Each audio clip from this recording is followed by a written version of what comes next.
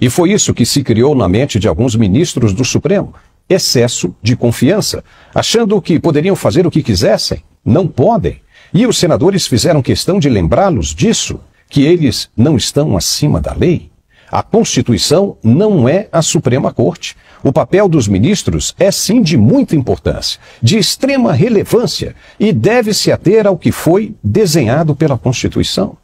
O que o país quer de verdade é o Supremo de volta, aquele que interpretava a Constituição como ela deve ser, uma interpretação em colegiado para evitar exageros e tropeços individuais.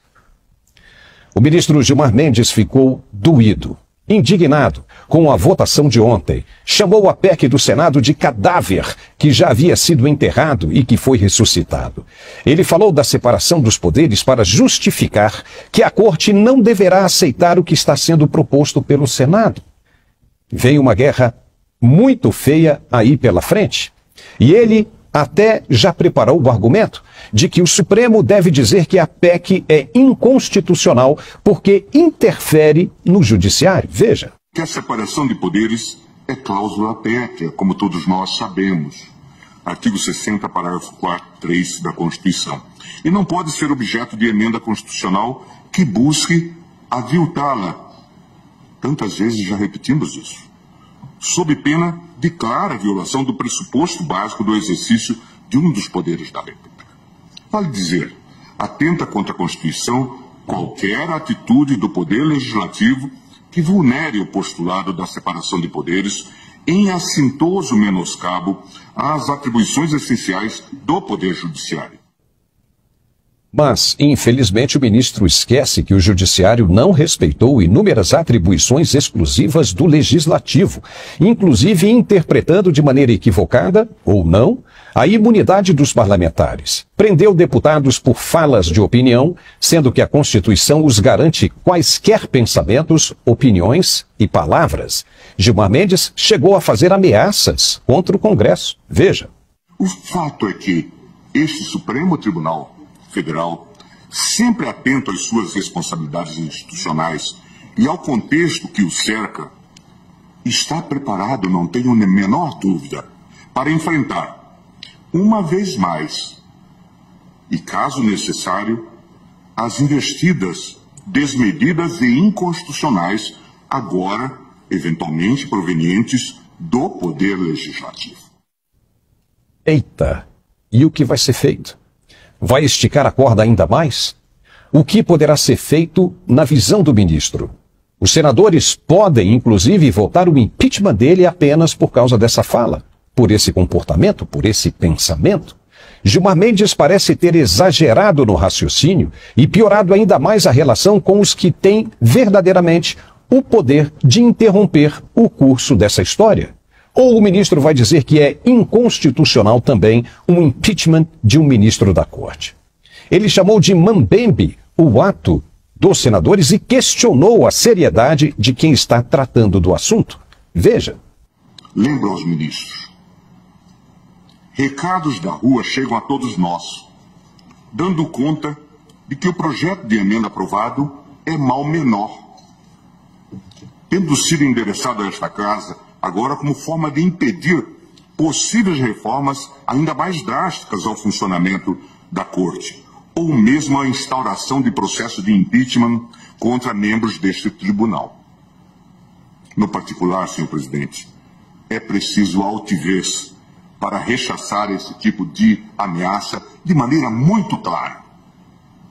Esta casa não é composta por covardes. Esta casa não é composta por medrosos. Cumpre dizê-lo com a serenidade, mas com firmeza, e com o desassombro que esse tipo de investida exige de todos nós, membros desta casa multicentenária.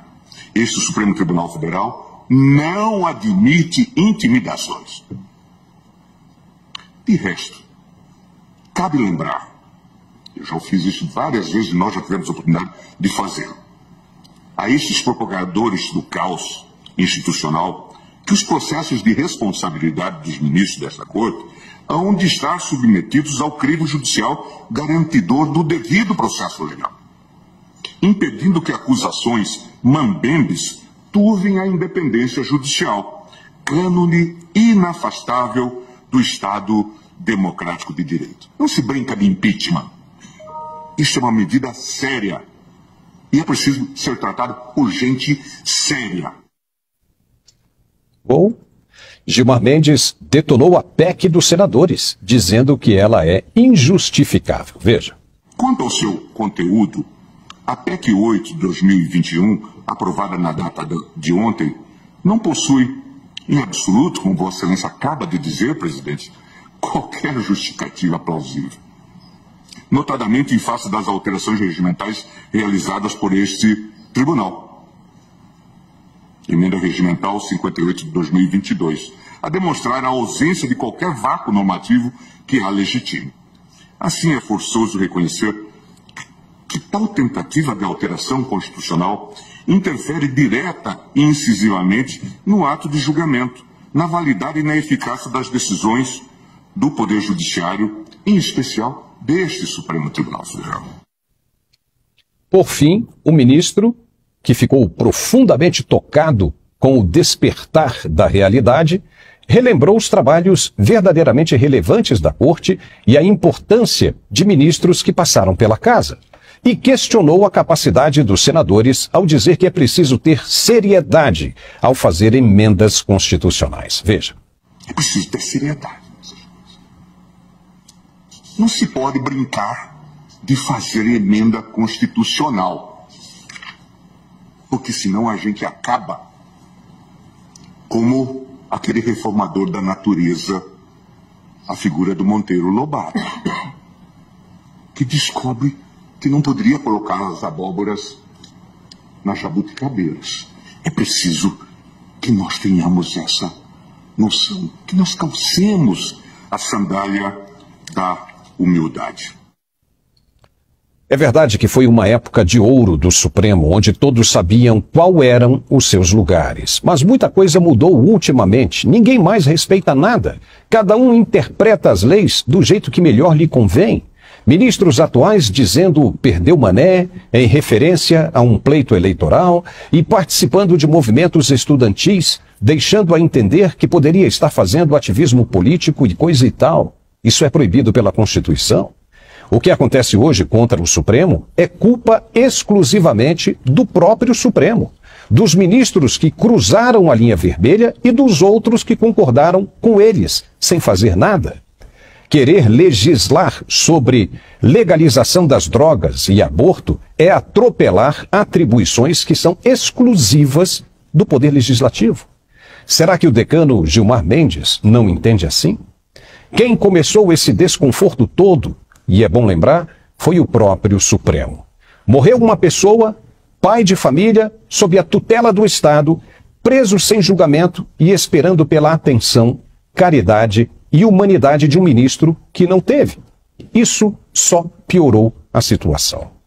Os legisladores são representantes legítimos e diretos do povo. Se o povo não está satisfeito, vai cobrar. E não adianta vestir uma toga, que a autoridade máxima não está ali. A palavra final sempre é do povo. A esperança do STF agora está nas mãos do presidente da Câmara, Arthur Lira, que deve alguns favores para a Corte. Lembra do caso da licitação de materiais de robótica em escola de Alagoas, onde o nome dele, de Arthur Lira, apareceu nas investigações da Polícia Federal? Pois é, o STF mandou arquivar o caso. Mas será que Arthur Lira vai aguentar tanta pressão? Não sabemos. E vamos acompanhar tudo isso de perto, o desenrolar desta história. Ficamos hoje por aqui com esse programa de opinião e análises. Se você gostou, nos dê um like e compartilhe. Um forte abraço, sempre muito